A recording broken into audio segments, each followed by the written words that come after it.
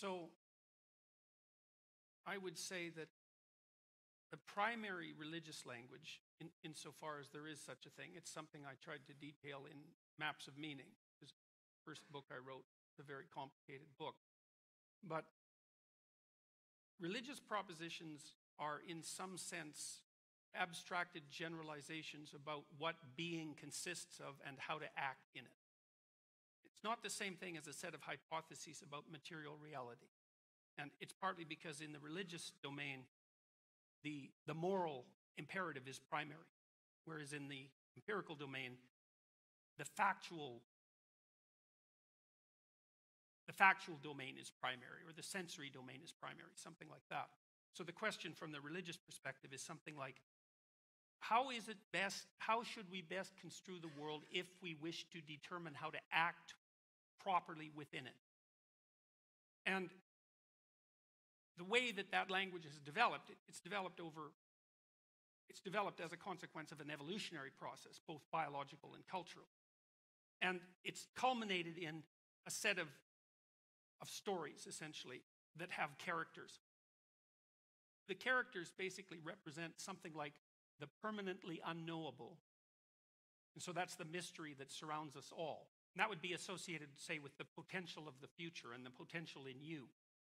The part of being that's transcendent, right, that constantly escapes from your theorizing.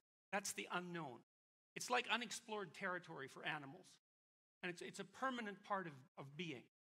So there's unexplored territory, the unknown, and there's explored territory, culture, the known, and that's this room, and that's the cultural mores that unite us well enough so that we can all sit here and be peaceful while we're discussing difficult things. So that's the landscape, the religious landscape. That's yin and yang. That's chaos and order. Interestingly enough, it looks like it's to that landscape that our brain has adapted, because the right hemisphere looks like it's roughly responsible for processing chaos and the unknown, and the left hemisphere roughly responsible for processing the known and the familiar. And that's on good evidence. If you don't want to take my word for it, you can read Ian McGilchrist's book, The Master and His Emissary, which is quite masterful treatment of the neuropsychological literature. And so that's the religious domain, yin and yang, chaos and order. And it places human beings at the center of that.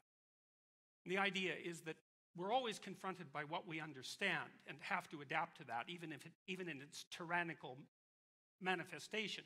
And we're always faced with the permanent reality of the permanently incomprehensible that can burst into our life at any moment and disrupt it. That's reality. And then the religious question is, if that's reality, how do you orient yourself in relationship to those two permanent domains? And the answer to that is something like, pursue the instinct of meaning. Because it looks like meaning is the instinctive response, neuropsychologically grounded in the orienting reflex, I would say, which is a very primordial reflex to the unknown. Meaning is the response that orients us in that world. And so when we're engaged in a meaningful enterprise, it's a signal from the deepest elements of our biological being that we have the balance between what we know and makes us secure and what we don't know and have yet to explore properly synced. And that makes us secure but not totalitarian, and engaged but not terrified.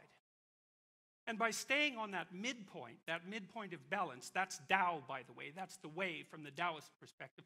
By staying on that midpoint, we do what's best for us, what's best for our families, what's best for our community, and God only knows beyond that.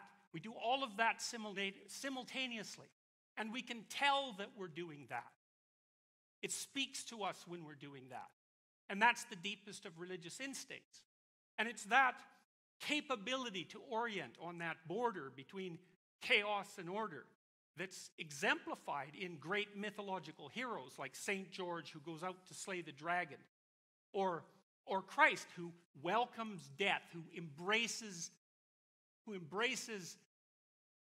mortality and vulnerability and strives forward nonetheless.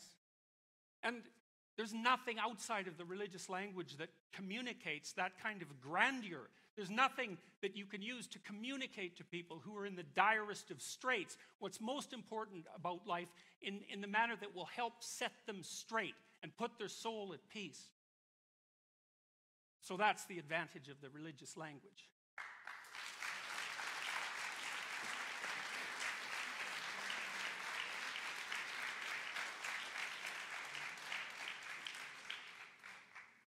Yes, sir.